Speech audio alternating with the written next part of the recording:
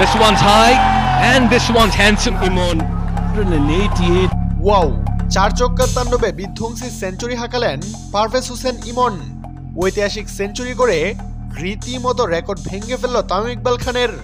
দর্শক, বাংলাদেশের ব্যাটাররা সচরাচর টি-20তে সেঞ্চুরি করতে পারেন না, কিন্তু বাংলাদেশের দ্বিতীয় ব্যাটার হিসেবে সেই অবিশ্বাস্য সেঞ্চুরি হাঁকালেন পারভেজ হোসেন ইমন।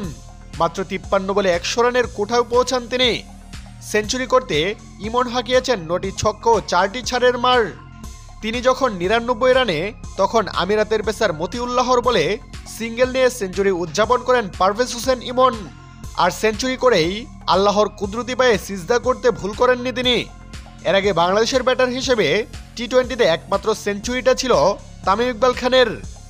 এবার সেই রেকর্ডে ভাগ বসালেন পারভেজ হোসেন ইমন। বাংলাদেশের দ্বিতীয় ব্যাটার হিসেবে এই কীর্তি করলেন তিনি।